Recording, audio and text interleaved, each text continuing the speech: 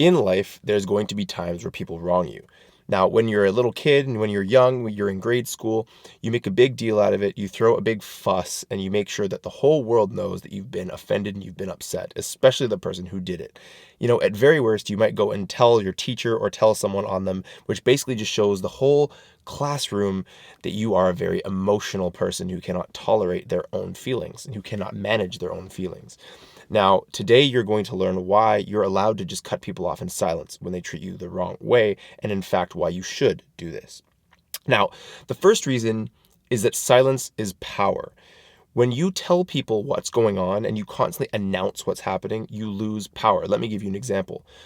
If the emperor went to the play every single day, okay? There's a play in town, and every single day the emperor showed up. If he were to announce that he showed up every single day, people would stop rolling out the red carpet. It becomes a regular thing.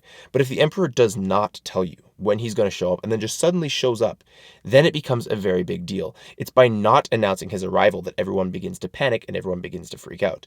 So, in a similar way, you can keep silent when someone offends you and just cut people off quietly.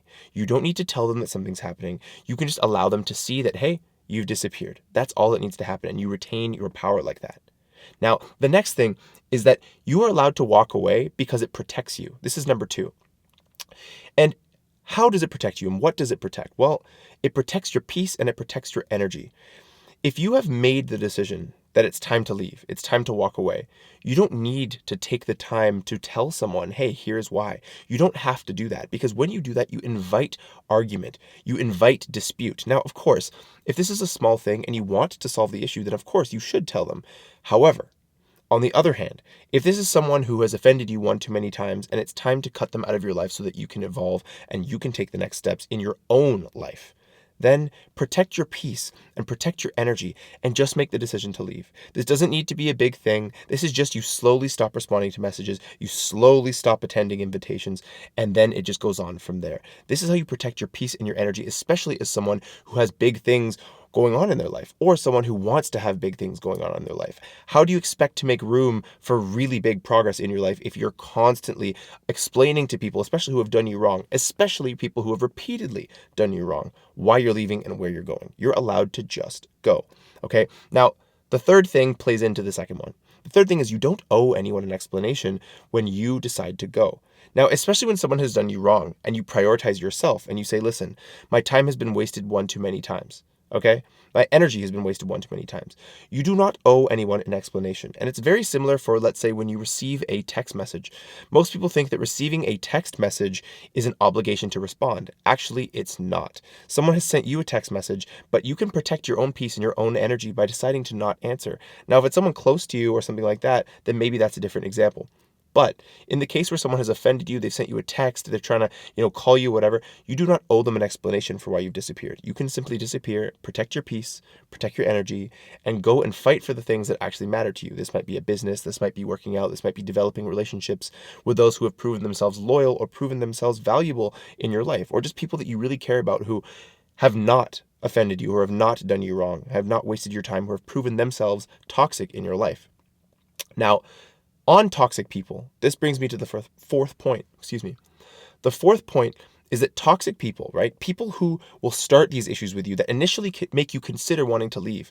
These people create drama. And so do you know what happens when you decide you want to leave?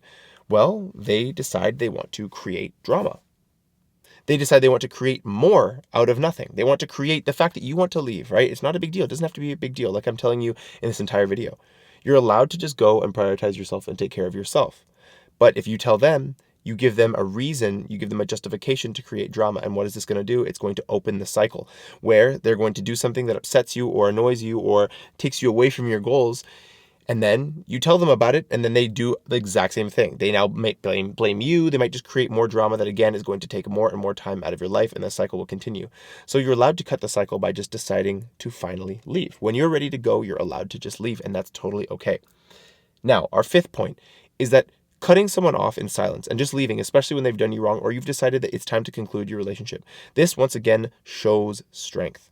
It shows strength not to anybody else, right? But it shows it to you. And that's what's arguably most important. And actually, you know what? It does show it to other people. But the most important thing is that it shows it to yourself. It shows it to yourself because then you understand when someone's treating you wrong and someone's bringing you down a road that you know is wasting your time and wasting your potential, then you are willing to cut these people off. I spoke to someone just recently, actually, who was telling me that someone in their life, really close to them, had a similar thing happen to them, where there was some sort of situation where this person completely stepped out of line. And it was a relative of a past family member, someone who had passed away. And they had basically said that they expected more resources from this person after their partner had passed away. They were talking to the mother of the person who passed away. And they basically said, I deserve more resources. And the way this was handled was so terrible that what I instructed my friend, I said, listen, you're allowed to cut this person off. This person who's trying to pressure you to get more money out of this circumstance, you are allowed to cut them off and you don't need to give them an explanation.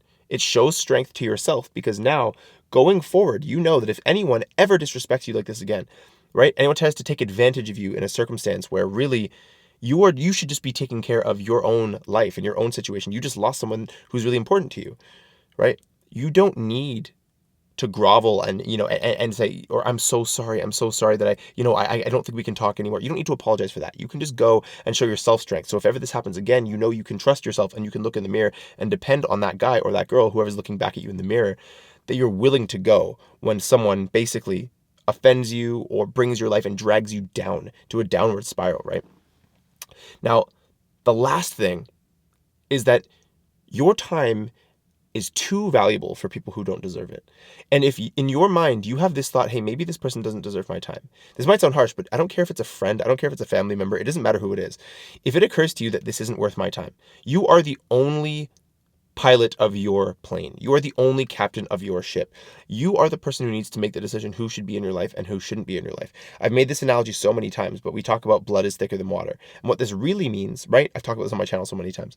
What this really means is blood shed on the battlefield is thicker than water shared in the womb. So essentially what that means is the people who you choose to be by your side fighting on the battlefield is more important than someone who you just happen to share your mother's womb water with, right?